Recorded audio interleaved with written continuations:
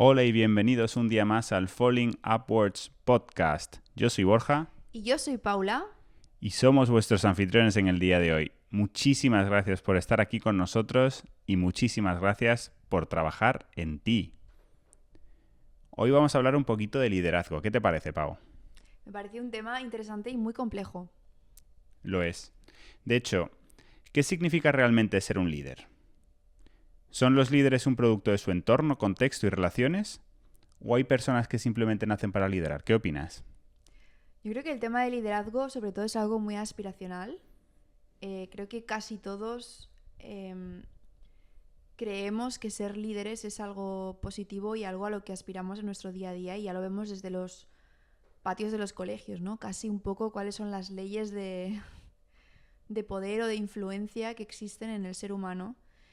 Y creo que es algo muy complejo, donde también existen muchos conceptos erróneos o creencias erróneas en torno a lo que significa realmente el liderazgo. Y también pienso que es algo que mucha gente tiene de manera natural e inherente a sí mismo, a su personalidad, pero también creo que es algo sobre lo que se puede construir.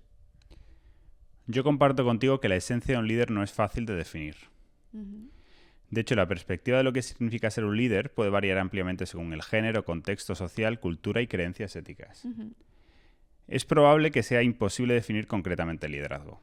Sin embargo, podemos argumentar que el liderazgo nace de la toma de decisiones. Esto es interesante, porque si la toma de decisiones determina nuestra capacidad de liderar, entonces el autodescubrimiento es un componente esencial. Estoy de acuerdo. Cuanto más nos conocemos y entendemos, mejores decisiones tomamos, y por lo tanto, es mayor la probabilidad de guiar a otros. Por lo que podemos decir que tener un autoconocimiento profundo es clave para tener un liderazgo efectivo. Otro aspecto interesante es cómo debe ser o actuar un líder. En mi opinión, existe un gran error de concepto al describir a un líder. A menudo definimos a un líder como alguien que siempre está al frente de una opinión o movimiento, o que siempre es el centro de atención. También parece existir la creencia de que el líder es aquel que comparte activamente su opinión o guía.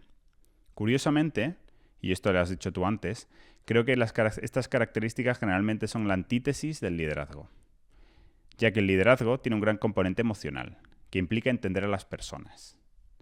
Seth M. Spain, en su libro Leadership, Work and the Dark Side of Personality, sugiere que debemos entender la naturaleza humana para entender el liderazgo. Mi interpretación es que el liderazgo depende en gran medida de la escucha activa y la observación, cualidades esenciales para entender a los demás, y que contradicen esta descripción genérica de un líder que hemos dicho antes. Estoy muy de acuerdo. O sea, yo creo que has dado en la clave en dos puntos muy importantes, que uno es el autoconocimiento. Es decir, tú puedes nacer siendo un líder innato o puedes no nacer siendo un líder innato, pero conociéndote bien puedes entender qué cosas trabajar de ti mismo o cuáles son tus fortalezas y tus debilidades para poder convertirte en una persona más influyente. Y la segunda es el tener un buen conocimiento de los demás, ¿no? De cómo se comportan los demás, cómo son, porque yo creo que al final el liderazgo tiene un punto, no voy a decir negativo, pero sí que tiene un punto del conseguir manipular a la gente un poco hacia lo que tú necesitas o quieres que ocurra, ¿no? Otra cosa es cuál sea ese objetivo con el que tú quieres manipular a la gente, ¿no? Y lo que diferencia a un buen líder de a lo mejor un mal líder o un líder con intenciones como poco éticas, ¿no? Creo. Y esto que has dicho hila muy bien con el siguiente punto, y es que profundizando un poco en la definición de liderazgo, creo que es importante resaltar lo que dijo D. Eisenhower, expresidente de los Estados Unidos, quien decía que el liderazgo es el arte de conseguir que otra persona haga algo que tú quieres, que se haga porque él quiere hacerlo. Uh-huh. Yo creo que esta definición captura un elemento importante del liderazgo, la necesidad de que los seguidores estén convencidos y comprometidos de manera profunda y genuina. Uh-huh. Sin embargo, discrepo con la idea de la agenda personal, ya que considero que un líder debe priorizar el bien común sobre sus necesidades o intenciones particulares. Otra definición de liderazgo fue la que dio Gary Jukel, de la Universidad de Albany en Nueva York, una definición que yo considero más inclusiva y holística. Él dice que el liderazgo es el proceso de influir en otros para que comprendan y estén de acuerdo sobre lo que hay que hacer y cómo hacerlo, y el proceso de facilitar los esfuerzos individuales y colectivos para lograr objetivos compartidos. A mí esta definición me hizo reflexionar. Porque en el contexto laboral, por ejemplo, a menudo confundimos esta definición con lo que esperamos de un jefe o nos lleva a intercambiar este término con palabras como poder o autoridad. Aunque no son lo mismo, siempre esperamos cierto grado de liderazgo en todas ellas, ¿no? Ujú. Y yo creo que si combinamos este primer concepto del que hablé antes, ¿no? De la parte relacional humana, con esta segunda idea centrada en la influencia, a mí me surge la siguiente pregunta. Si para ser un líder se deben tener seguidores, ¿quién hace a quién? ¿Son las personas que esperan a que alguien se presente como un líder? ¿O son las personas quienes exigen que alguien los lidere? En un contexto laboral, el liderazgo de las organizaciones está mejor definido. ¿Pero qué hay de un contexto social? Especialmente un contexto social que ha llevado a situaciones inesperadas, como fue el caso de Napoleón en la Francia del siglo XVIII-XIX. ¿Fue él quien impuso su voluntad al pueblo o fue el pueblo quien lo empujó al frente de las decisiones? ¿Qué opinas? Yo creo que es una mezcla de ambas cosas, ¿no? Tal y como hablábamos al principio, como bien decías en tu introducción, que parte de una base es el autoconocimiento y parte es de conocer a tu entorno y a la gente a la que está a tu alrededor, creo que es ambas, ¿no? Depende de las necesidades del entorno y de la personalidad de la gente que está en tu entorno. Puede ser gente que necesite ser liderada o puede ser gente que necesite ser líder. Entonces, yo creo que no todo el mundo está hecho o aspira a lo mismo. O sea, hay gente que se mueve por la vida necesitando cierta guía y hay gente que no lo necesita tanto. Aunque yo creo que al final casi el 100% de las personas necesitamos una referencia o solemos tener un referente o un líder en nuestra vida que nos marca un poco el camino. Incluso Napoleón tendría el suyo. Desconozco quién fue ese líder para Napoleón, pero en el caso de Francia, ¿no? Post-Revolución Francesa, pues probablemente sí, ¿no? Francia necesitaba un líder. Pero también Napoleón supo leer que Francia necesitaba un líder. Y supo estar en ese momento específico y supo utilizar su ambición, ¿no? Para liderar al pueblo como él sintió que necesitaba en ese momento. Que puedes estar más de acuerdo o menos de acuerdo en lo que él hizo o lo que quería hacer o lo que buscaba como objetivo, ¿no? Lo que tú decías antes, ¿no? ¿Era un objetivo a título personal o realmente estaba pensando en el bien de Francia? Pues bueno, habría un poquito de las dos, probablemente mucho más de uno que de otro, pero yo creo que confluyen ambas cosas, ¿no? Yo es que creo que estás hablando de tres conceptos completamente distintos, ¿no? Lo que sería un líder, lo que sería un seguidor y lo que sería un héroe o un ejemplo a seguir, ¿no? Probablemente sí. Pero yo hablo más de ahondar en el liderazgo, ¿no?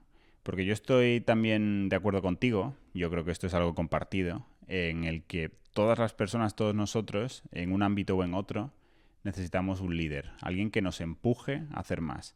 Yo creo que en el mundo actual es muchísimo más sencillo, pues, recurrir al ámbito laboral, ¿no? Porque generalmente las organizaciones que conocemos son grandes, complejas y requieren de alguien que marque la dirección, porque si no los trabajadores tendemos a perdernos entre tanta complejidad, ¿no? Uh-huh. Actualmente la sociedad en la que yo diría que también hay cierta atomización, ¿no? De las creencias. La religión ha perdido muchísimo peso, que yo creo que durante muchísimos años ha sido una forma, digamos, de control a las personas. Y se buscan también, pues, influencias, se buscan personas influyentes que son un poco las que marquen el camino, ¿no? Uh-huh. Lo cual esto denota también que hasta en la vida cotidiana tendemos a buscar a un líder, ya sea esa persona que nos acerca un poco, seguramente, al estilo de vida que aspiramos, un poco al cómo queremos vestir, que determina un poco nuestros gustos, ¿no? Y esto sí que es cierto que está presente en el día a día, ¿no? Pero yo con esto, en mi cabeza al menos, y reflexionando mucho, no logro tampoco identificar o definir si estas personas que igual lideran la opinión, la influencia, porque yo creo que en el mundo actual, la verdad, los políticos están en un segundo plano, ¿no?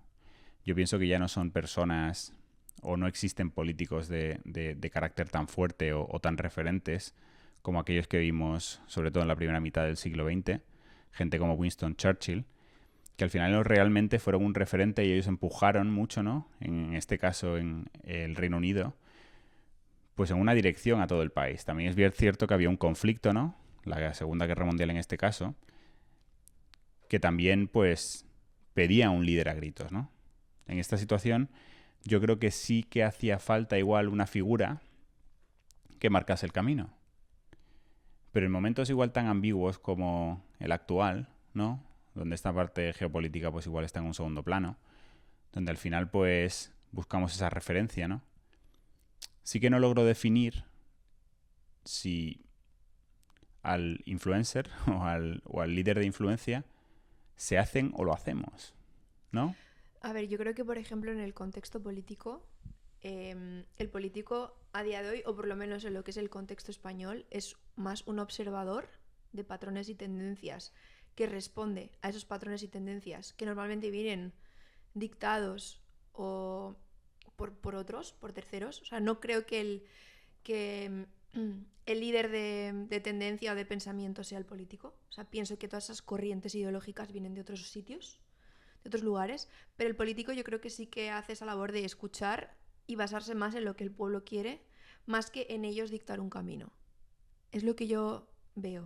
O sea, que probablemente esos influencers, no quiero utilizar esa palabra, pero bueno, esas personas, esos organismos, esas entidades que nos marcan un poco el patrón de conducta, no son tanto los políticos, creo que son más otro tipo de entidades, ya sean empresas, ya sean lobbies, ya sean incluso gente muy famosa, ¿no?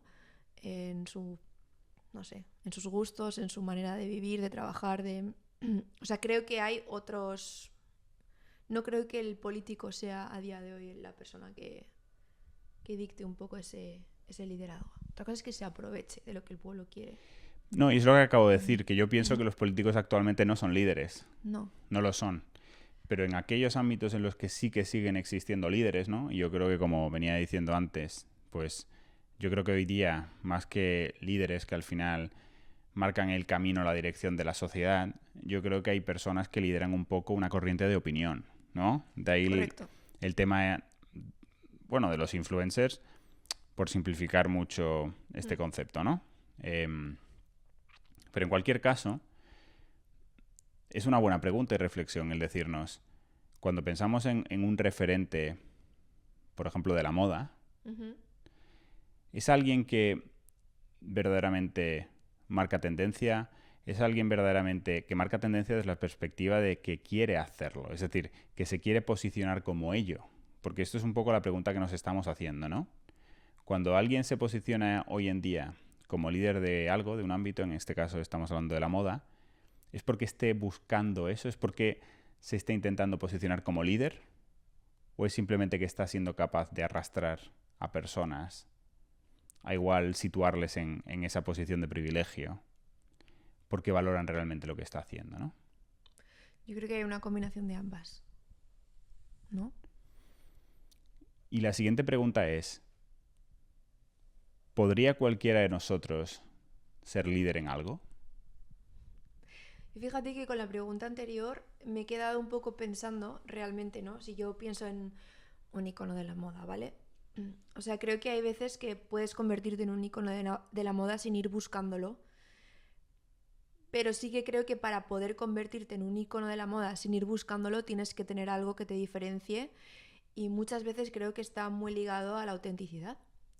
O sea, creo que el ser un buen líder también pasa por ser una persona auténtica.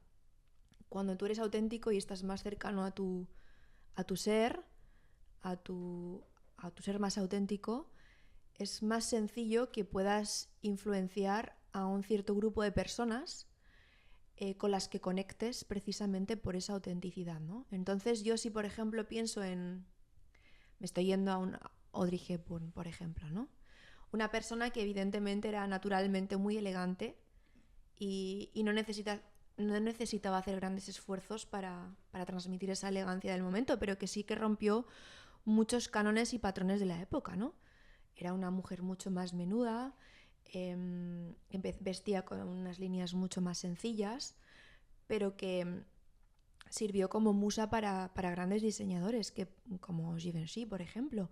Probablemente ella no estaba buscando eso, pero siendo fiel a su autenticidad y sin miedo a tener que ser lo que eran otras actrices en Hollywood en ese momento específico, consiguió llamar la atención de ciertas personas en el mundo de la moda que la identificaron como algo que podía generar una tendencia a seguir y que podía ser algo con lo que muchas personas podían sentirse identificadas precisamente por esa autenticidad que ella transmitía.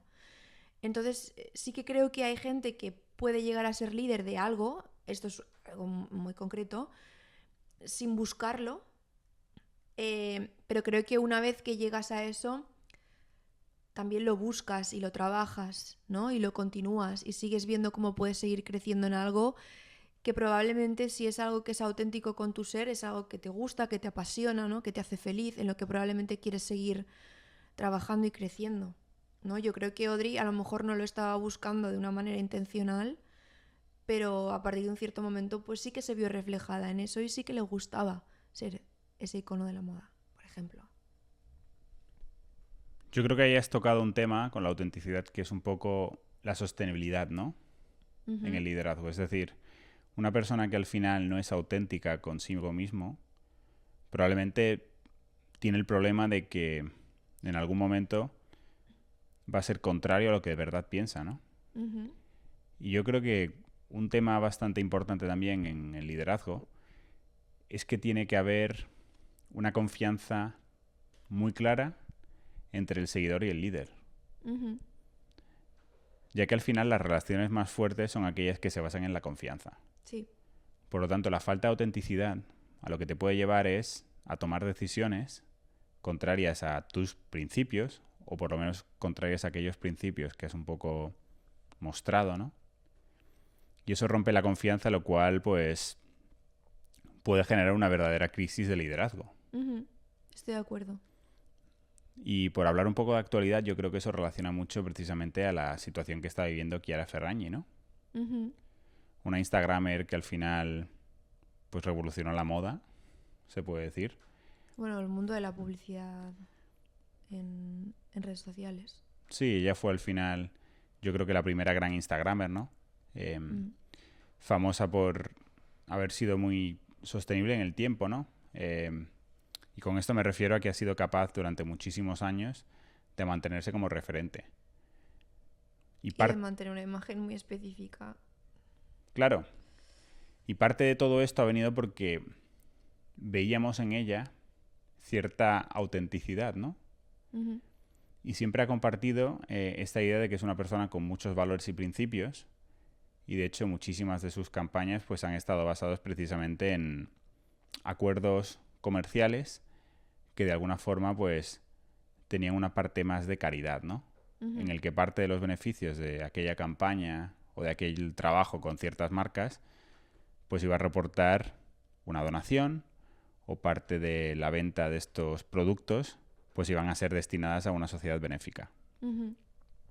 Para aquellos que no conocen un poco lo que ha pasado con ella, es que se ve que estos beneficios que ella decía que iba a aportar a estas sociedades benéficas nunca llegaron.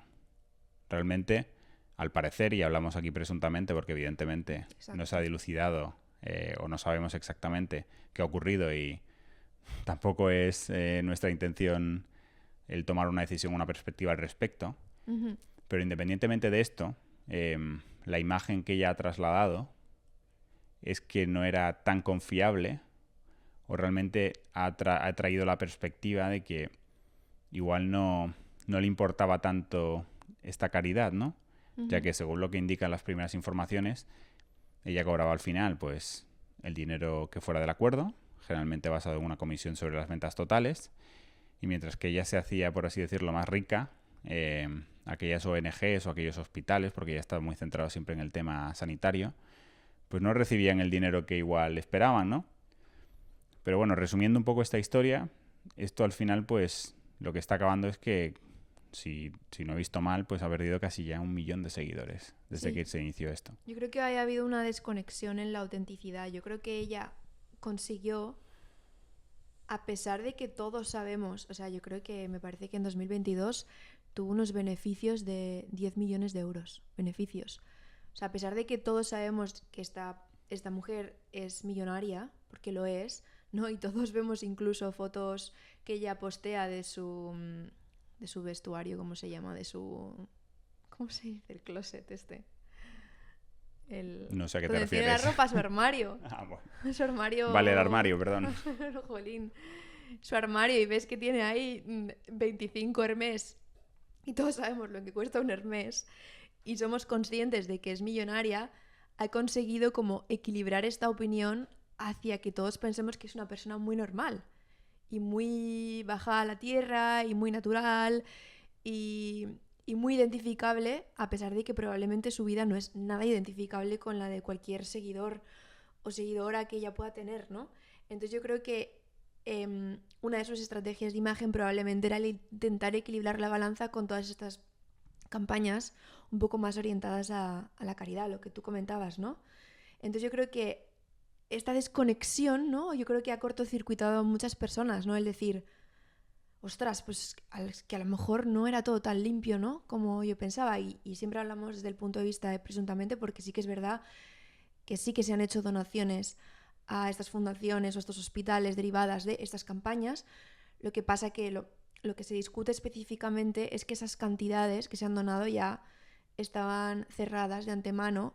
Y muchas veces la publicidad lo que decía es que por cada artículo vendido se iba a donar una X cantidad. Es decir, que no se ha donado en base a la cantidad vendida por su imagen, sino que la cantidad ya estaba fija de antes y a lo mejor podía haber correspondido una cantidad mayor. Yo creo que es más eso el tipo de fraude, entre comillas, que se está ahora analizando por los jueces, la justicia italiana. Pero sí, o sea, esta chica al final ha generado esa desconexión. Su modelo, su estrategia de imagen ha estado muy basada en la autenticidad y hay mucha gente que de repente ha dicho, ostras, es que esta persona no me representa, ya no me representa, vivo engañada. Y eso pasa mucho, yo creo, con los líderes en general, ¿no? Te puede pasar en una empresa o donde sea, que yo creo que al final el cómo consigues esa confianza y el cómo consigues que tu equipo te siga, te respete, quiera trabajar para ti, se sienta a gusto trabajando para ti, quiera cumplir los objetivos contigo, por ti y por todo el equipo, se puede conseguir de muchas formas. Pero creo que uno de los componentes esenciales del liderazgo es precisamente esta autenticidad representada desde el punto de vista de liderar, por ejemplo, cuando te comprometes con una cosa, ser consecuente. Si dices que vas a hacer algo, que sea así. Si prometes algo a tu equipo, que sea así. No ser errático en la dirección que marcas a tu equipo. O sea, todas esas cosas son componentes de la autenticidad. Entonces, creo que es clave para conseguir afianzar a las personas, ¿no? Yo creo que ese es el primer componente del liderazgo. No sé. De hecho, creo que lo dividiría en dos, ¿no? Y esto yo creo que es un poco el primer aprendizaje que podemos lanzar a nuestros oyentes, ¿no? Es que si quieres ser líder, hay dos características que tienes que tener. La primera es que debes de ser una persona auténtica, ¿no? Uh-huh. Y para ser una persona auténtica, y esto ya lo tratamos en un podcast, es muy importante pues el tener unos valores y principios y al final pues adherirse a ellos en buenas y malas, ¿no? Uh-huh. Y esto también relaciona pues a un segundo concepto que podemos también trasladar a los oyentes, que es que para ser un líder también tienes que ser confiable, Uh-huh. ¿no? Porque es esta confiabilidad, es un poco esta balanza, el saber que la persona no va a fallar, ¿no? Uh-huh. El saber cómo esta persona va a responder, Uh-huh. el evitar ser errático, es algo que conecta mucho con las personas. Ya que cuando alguien busca ser inspirado o busca tener un líder en algo, lo que precisamente busca, y valga la redundancia, es saber, igual sin necesidad de escucharle, cuál es el siguiente paso que debo hacer, Uh-huh. ¿no? Y de ahí que, por ejemplo, en mi opinión, de ahí que los mesías, los profetas, hayan sido tan buenos líderes. Porque yo creo que han sabido, a través de, ya sea por ejemplo los mandamientos, si hablamos en el caso de los católicos, ¿no? Pues se fija muy bien ya los pasos a seguir. Entonces, esto crea confianza y las personas un poco que son seguidoras de esta religión, por ejemplo, en concreto, de alguna forma saben cómo actuar, ¿no? Ujú, Y gran parte de esto es debido a la confiabilidad, ujú, ¿no? Otro aspecto que me gustaría comentar contigo y ver qué opinas es que aparte de la autenticidad, aparte de la confiabilidad, ¿no? Algo que hemos dicho antes que es muy importante es tener influencia, ¿no? Esta idea de conseguir influir en las personas para que hagan lo que tú quieres, o podemos decirlo de otra manera, para que hagan el interés común, pero hacerlo de forma convencida, es decir, que sean ellos mismos los que están confiados de que eso es lo que deben de hacer. ujú. ¿Cómo puede alguien trabajar esta influencia? ¿O qué aspectos ha de tener en cuenta para conseguir influir a otros? Ujú. ¿Qué piensas? Yo creo que aquí entra un concepto muy interesante que es el de comprender a las personas. O sea, cuando tú eres capaz de entender cómo son las personas que están a tu alrededor o cómo son las personas que están a tu cargo, puedes entender mejor qué es lo que les mueve, ¿no? Entonces, cuando tú demuestras a una persona que estás genuinamente interesada en que le vaya bien, en que se desarrolle personalmente, en que se desarrolle profesionalmente, en que estás ahí para apoyarlo cuando lo necesita, en que vas a valorar su esfuerzo, y eres capaz de leer precisamente qué es lo que necesita cada uno de ellos, porque voy a poner el ejemplo del contexto laboral por no dejarlo tan abierto, pero tú en tu equipo vas a tener distintas personas y tu manera de gestionar o de liderar a tu equipo probablemente no va a ser la misma. Es lo mismo que cuando tienes hijos, ¿no? Tienes que entender cuál es la personalidad de tu gente para saber qué les mueve, ¿no? Entonces vas a tener, por ejemplo, gente con la que sabes que puede ser mucho más directo, o vas a tener gente con la que sabes que a lo mejor tienes que ser pues un poco menos directo, o hay gente a la que tienes que hacerle ver por sí mismo dónde está el error, hay gente que para desarrollarla pues a lo mejor vas a tener que dejar que se equivoquen un poco más para que aprendan a tomar más iniciativa.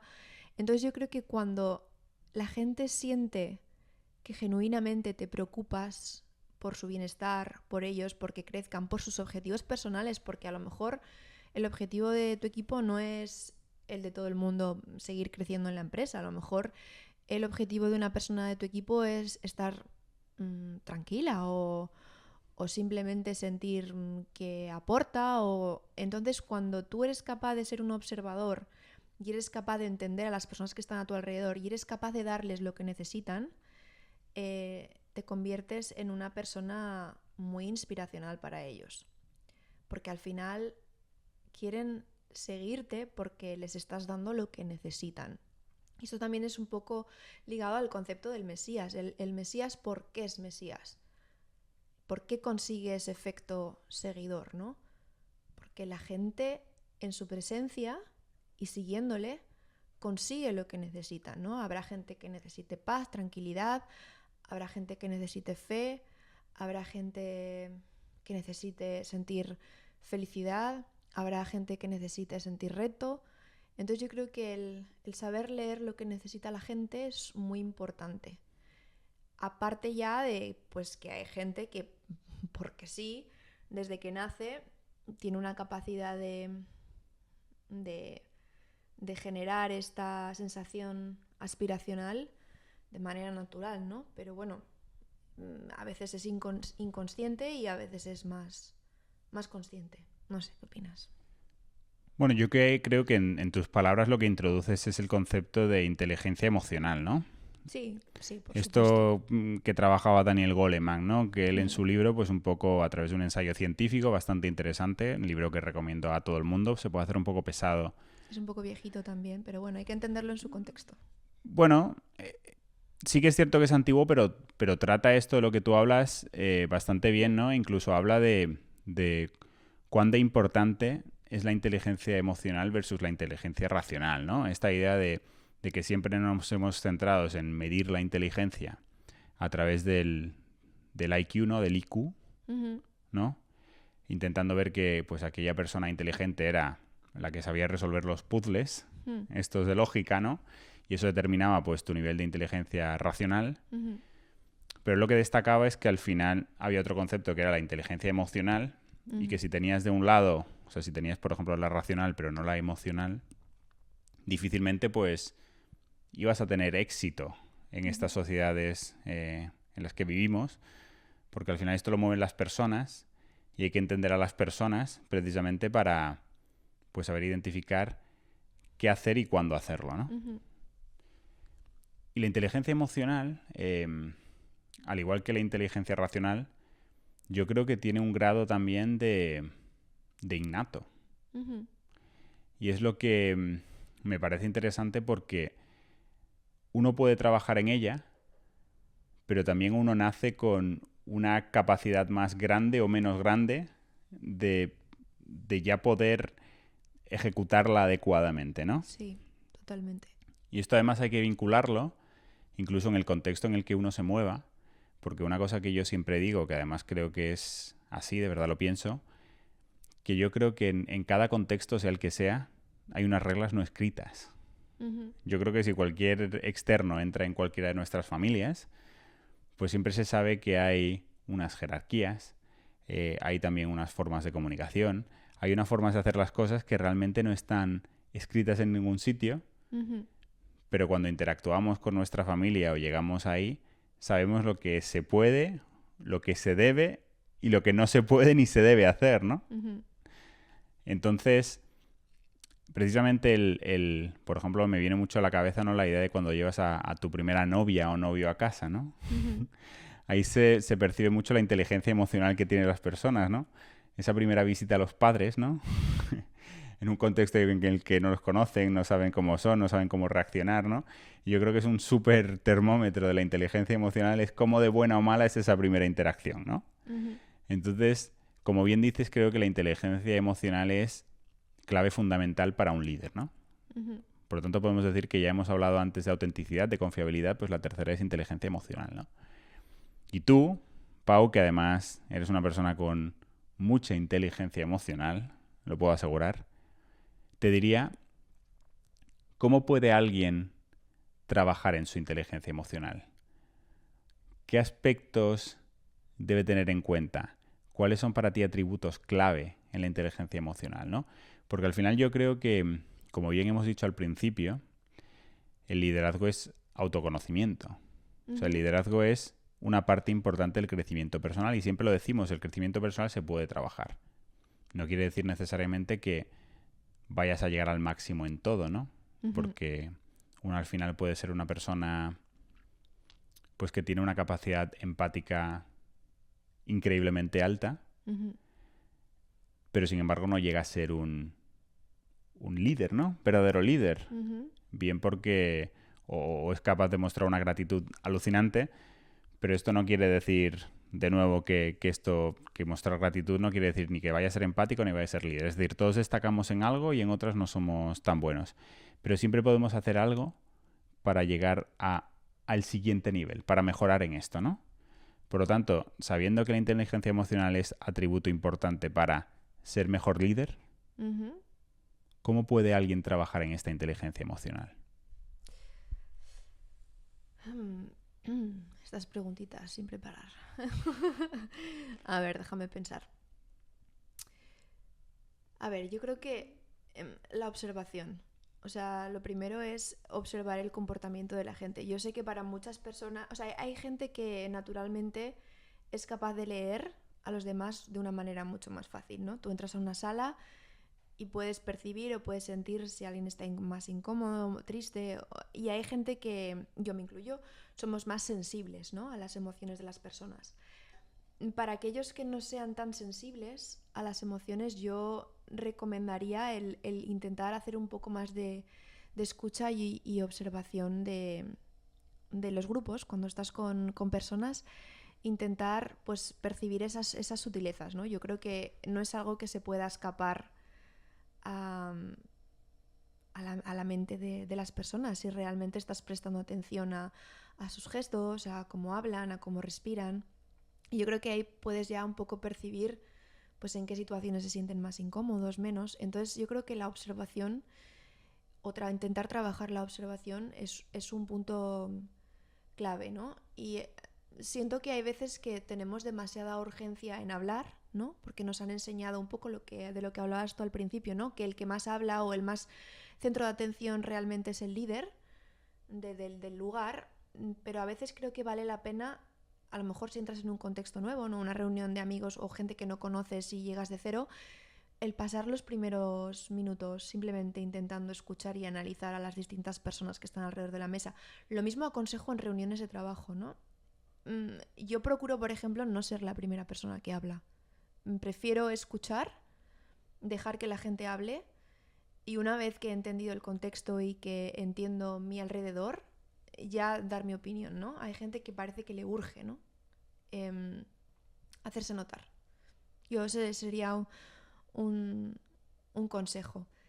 El segundo consejo es siempre que estés con personas, intentar conectar con emociones propias, ¿no?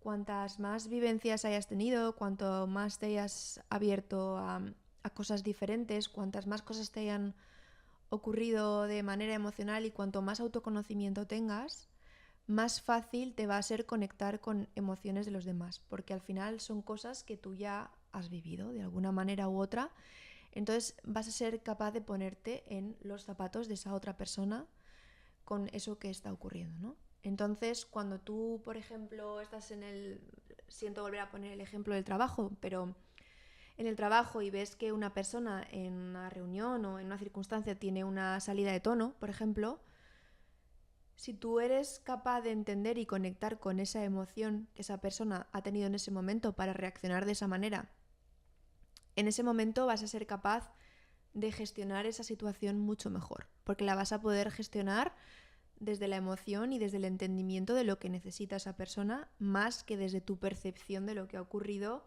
externa, ¿no? De te has comportado mal y has gritado y no deberías haber hecho eso. Pero si identificas por qué esa persona ha reaccionado de esa manera, si es un tema de falta de confianza, si es un tema de que crees que esa persona ha sentido que se han metido en su área o no han valorado su trabajo, vas a poder reconducir la situación de una mejor manera. Entonces, el intentar conectar con tus emociones, las que conoces, y si no las conoces y eres una persona a la que le cuesta mucho conectar con sus emociones, es que yo sigo recomendando, a todos nos pasan cosas. Hay que trabajar el autoconocimiento. O ve a terapia o te apuntas a un curso de coaching o lo que sea, pero indaga dentro de ti. O sea, creo que hay gente que está muy cerrada a sus propias emociones. Entonces, si estás muy cerrado a tus propias emociones, es imposible que conectes con las emociones de los demás. ¿Qué más te diría para ser una persona, para trabajar la inteligencia emocional? Es que es una pregunta muy complicada, la verdad es que tampoco es que yo haga algo muy específico, no sé. Bueno, yo creo que también, y esto también es parte del autoconocimiento, es el escucharse a sí mismo. Yo creo que todos tenemos un pequeño radar, ¿no? Un sistema al final de vibraciones, ¿no? Lo que en inglés llaman el gut, ¿no? Gut feeling. El gut feeling, el entendernos a nosotros mismos, ¿no? Esta intuición, que es lo que hace que en una situación nos sintamos muy cómodos, en una situación, pues, nos sintamos, tengamos malestar, sin a veces ni siquiera saber por qué, ¿no? Y creo que parte de la inteligencia emocional es precisamente también esto. Porque el escucharnos a nosotros mismos, esa vibración que sentimos generalmente en el estómago, también es un poco un indicador de qué es lo que se está palpando en el ambiente, ¿no? Y es también una forma de sentir esta inteligencia emocional, porque a través de escucharnos también podemos medir un poco el cómo debemos o no afrontar una situación. Y creo que muchas veces hay personas que, pese a tener esta sensación, esta vibración en el estómago, no se guían por ella o no actúan de acuerdo a lo que sienten. Y esto al final pues les lleva a situaciones incómodas, ¿no? Y parte de la inteligencia emocional también pasa precisamente por esta parte más animal, ¿no? Más interna de nosotros mismos, de dejarnos guiar por estos sentimientos, los cuales no son racionales, Ujú, y es precisamente lo que los hacen emocionales, ¿no? Es parte de la inteligencia emocional, ¿no? ujú, Y el también actuar, pues en esa sesión de trabajo, en esa reunión familiar o en esa situación complicada, ¿no? ujú, En la que se necesita sacar nuestra parte de más liderazgo, ¿no? ujú, Para precisamente actuar conforme a esto que sentimos, ujú, ¿no? Yo creo que es otra cosa que añadiría. Y todo lo que has dicho antes me gusta mucho. Y yo creo que también por simplificarlo un poco a los oyentes, yo creo que lo que hemos dicho es que, bueno, este tercer concepto, aparte de la autenticidad y aparte de la confiabilidad, es la influencia, ¿no? Y la influencia al final, pues es mucha inteligencia emocional porque para convencer a alguien de hacer algo genuinamente, tienes que entender qué es lo que busca esa persona. ujú. Exacto. Y precisamente el saber qué es lo que busca esa persona, pues requiere de dos cosas. De escuchar lo que dice, ¿no? La Ujú, escucha activa, pero de también saber leer lo que no dice, ujú, correcto. que es la observación, que es lo que has dicho tú antes, ¿no? Y esto se une un poco, pues también a lo que acabamos de decir también del gut feeling, ¿no? Al escuchar a uno mismo, escucharse las sensaciones internas, para precisamente terminar de completar esta foto, Sí. ¿no? Ujú, Y luego, y lo más importante, es que todo esto que acabamos de enumerar es un poco la parte del análisis, del diagnóstico, ¿no? ujú, Pero luego está la parte de ejecución, ¿no? Cómo ejecutar todo esto, ¿no? ya. Porque con todo esto, yo lo que he logrado es saber qué mueve a la persona de enfrente. Ahora, evidentemente, lo que tengo que hacer es cómo comunicarlo de una forma que resuene con todo esto que yo he identificado, ¿no? Sí. Por lo tanto, esto nos lleva, yo creo que a un cuarto punto. Y es que para ser un gran líder, uno tiene que trabajar mucho su comunicación, Eso es ¿no? lo siguiente que yo te iba a decir. No solo la comunicación, pero trabajarse a sí mismo. O sea, ser lo suficientemente humilde para saber que siempre podemos mejorar. Entonces, si tu voluntad realmente es ser un buen líder, tienes que ser muy consciente de qué es eso que tú tienes que mejorar para conseguir lo que necesitas, ¿no? Entonces, es esencial. Un punto esencial es precisamente esa comunicación, el poderle transmitir a la gente o poderle dar a la gente lo que necesita de la manera que lo necesita, ¿no? Y el utilizar las palabras adecuadas para transmitir un mensaje específico es todo un arte, ¿no? Entonces, muchas veces no tenemos los recursos, no tenemos los skills y precisamente el ser lo suficientemente humilde es lo que nos lleva a, si no tienes los skills, si no sabes cómo hacerlo, fórmate, trabájate. Hay muchísimos libros, cursos, coachings, información eh, que te puede ayudar a ser mejor. Y si tú tienes esa voluntad de ser mejor para los demás y últimamente, o sea, y para ti mismo, vas a encontrar los recursos, creo. Y el tema de la comunicación te dejo a ti charlarlo un rato porque creo que has dado la clave, vamos. Sí, y relaciona mucho a cómo lo estás enfocando, porque la comunicación es algo que se puede trabajar. Esto Ujú, verdaderamente sí que es un punto que los líderes trabajan. De hecho, yo creo que muchísimas de las personas que hoy consideramos líderes no destacaban en sus inicios por buena comunicación. ujú, Porque la comunicación yo pienso que es lo menos innato precisamente del liderazgo. ujú, Porque creo que una buena comunicación requiere de muchísimo trabajo. ujú, Pero hay una parte positiva, ¿no? Por quedarnos con algo bueno. Y es que generalmente cuando tenemos que comunicar ese gran mensaje, ¿no? O cuando queremos transmitir una idea importante a alguien, solemos tener tiempo de preparación, ujú. ¿no? Y esto hablamos desde cuando tienes que hacer una presentación a toda la empresa o cuando le vas a decir a tu pareja que quieres romper con ella o con él o quieres pedirle que se case contigo, ¿no? Y para trabajar esta comunicación, lo primero que todos tenemos que hacer es entender quién es la audiencia.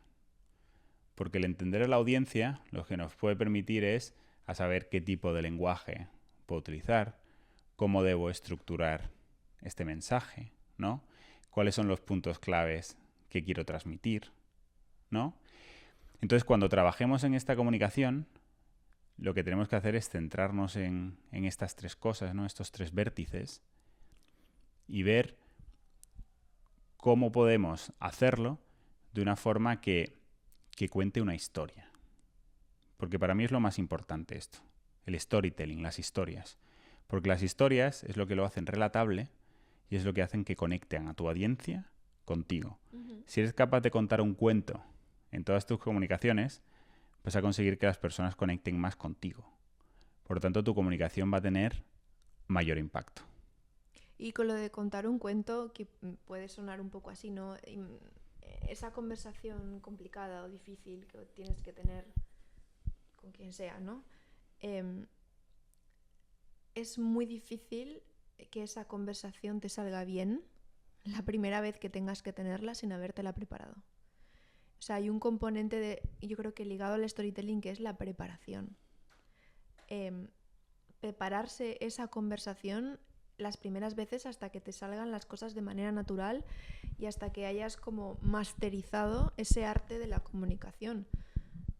Yo, pues cuando tengo conversaciones complicadas, la semana pasada tuve una conversación muy complicada en el trabajo. Las preparo mucho, incluso las guionizo mucho, las visualizo mucho. Intento ver distintos escenarios que pueden ocurrir durante esa conversación, y eso es algo que me prepara muchísimo mentalmente a la hora de estructurar los mensajes que yo quiero lanzar, y también me permite ir a la conversación mucho más tranquila, porque siento que hay muchas menos cosas que me pueden, ¿cómo se dice? Off guard, ¿no? Como fuera de... Que te pillen fuera de juego, se podrían decir, ¿no? Eso es decir, que me pillen fuera de juego. Entonces eso ya me da una tranquilidad y una confianza para tener esa conversación mucho mayor. Y yo sé que a día de hoy es algo que sigo necesitando y probablemente el día de mañana será mucho más automático, pero es algo que requiere trabajo y requiere mucha preparación. Vamos. Yo es que lo resumiría precisamente en esa palabra, ¿no? La visualización. Que es un componente clave en el crecimiento personal, lo decimos siempre, pero la comunicación es especialmente importante, ¿no? Y con esto también creo que también lo has dicho, y es probablemente lo más importante, y es que tenemos que valorar todos los escenarios. Porque yo creo que parte del problema que tienen aquellas personas igual que están trabajando en su comunicación es que como que se adhieren a un guión, ¿no? Esperando que las cosas pues ocurren de la forma que a ellos les gustaría que ocurriesen. Y lamentablemente pues la vida es una caja de sorpresas. Y siempre al final pues nos llevan a lugares inesperados. Y esto requiere pues de un trabajo de visualización muy importante, porque debemos tener la cintura precisamente y tenemos que tener ese plan B por si esa comunicación que nosotros teníamos tan bien estructuradita, ¿no? Pero que vemos que no está siendo de suficiente impacto, ¿no? Porque igual hemos leído mal a la persona, porque igual han surgido cosas que no esperábamos. Nos falta información. Siempre nos falta información, ¿no?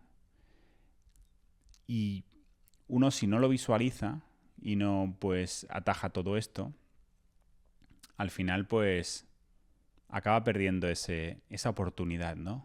De impactar. Y no debemos castigarnos por el no acertar en nuestra comunicación en un punto concreto, porque al final yo creo que la vida no se mide por momentos puntuales, sino se mide de forma consistente, ¿no? Y yo creo que esto es una cosa que también hemos comentado en otros ámbitos del crecimiento personal y en el liderazgo también aplica, y es que uno tiene que tener una mentalidad infinita, ¿no? Que llamo yo. Y es que yo creo que esto nos lleva pues a lo último que quería destacar del liderazgo, que es el trabajo continuo, ¿no? Totalmente. Todo esto que hemos dicho, si solo lo trabajamos una vez o si nos pensamos que por trabajarlo una es suficiente, pues honestamente no nos va a ayudar a crecer en nuestro liderazgo. Ujú. Porque el líder es alguien que tiene suficiente determinación como para ejecutar todo esto que hemos dicho día a día ante viento y marea, ¿no? Y está convencido de que siempre se puede mejorar.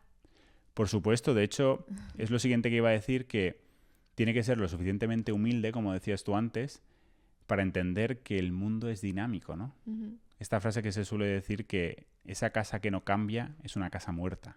ujú. Porque todos evolucionamos. Las personas, la sociedad, aquellos que nos rodean, los seguidores, ¿no? Ujú. Y con esto podemos, y de nuevo volviendo a la idea incluso del influencer, si Las analizamos, circunstancias del entorno. por supuesto.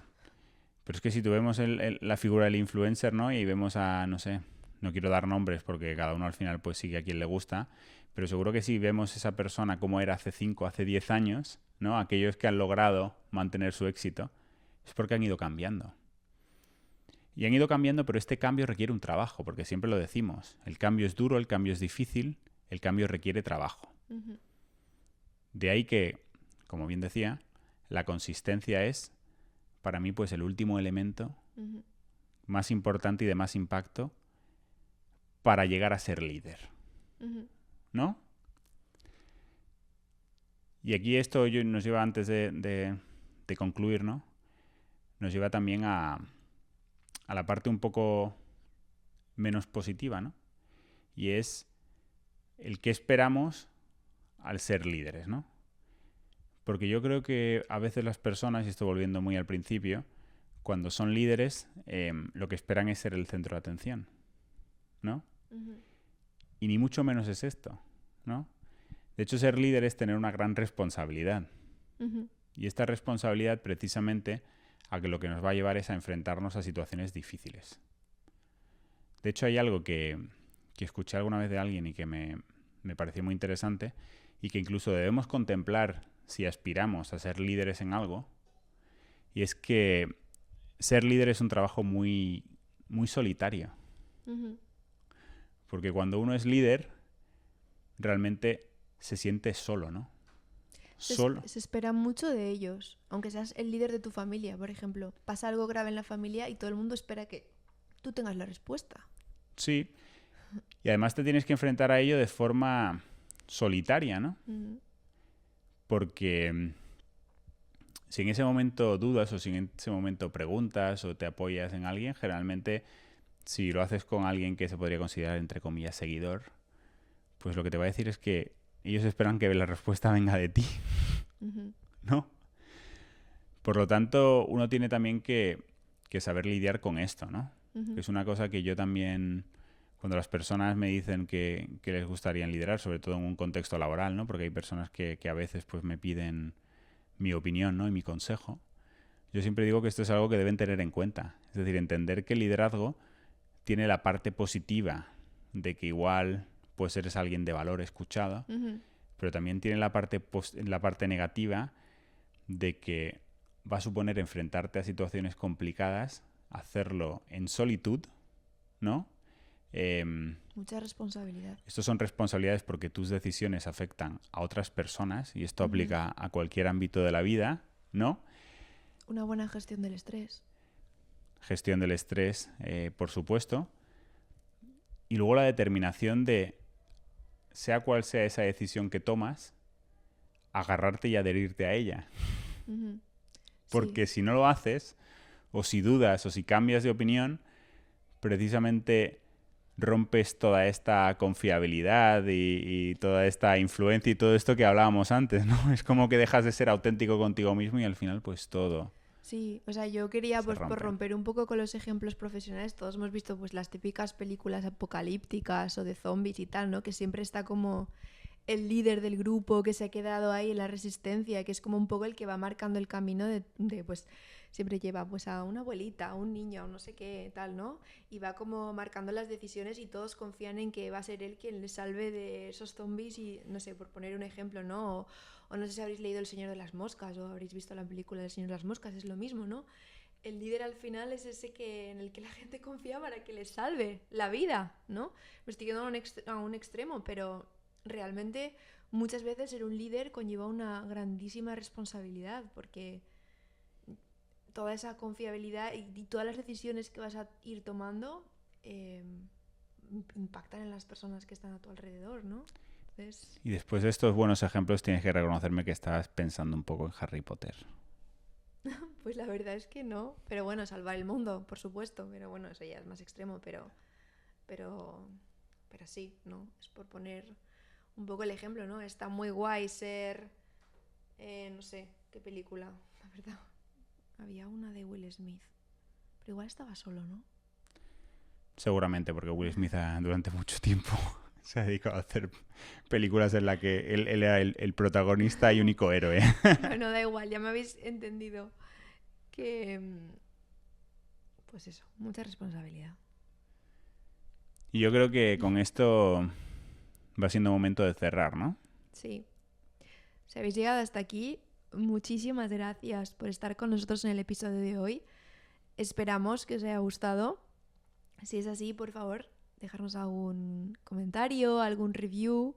En Spotify nos podéis contactar por redes sociales, fallingupwards_, mandarnos un DM. Recibimos frecuentemente mensajes vuestros diciéndonos que os ha gustado tal, que os ha gustado cual, que nos escucháis desde aquí, desde allá, y nos hace súper felices. También estamos abiertos a feedback, a recomendaciones de lo que os gustaría escuchar. Y nada, llegados aquí. Incluso si queréis participar en el podcast, estamos abiertos a recibir invitados. Es una cosa que estamos explorando, todavía no hemos llegado a ello, pero... Tendrán que ser invitados virtuales porque ahora vivimos en México, salvo que estéis en México. Pero de verdad Pero es algo bueno. que estamos valorando, así que, como bien decía Pau, estamos abiertos a recibir vuestros mensajes y estamos abiertos a colaborar con vosotros.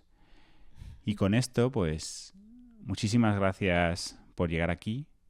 Muchísimas gracias por trabajar en ti y esperamos veros pronto. Muchísimas gracias y que tengas un feliz día.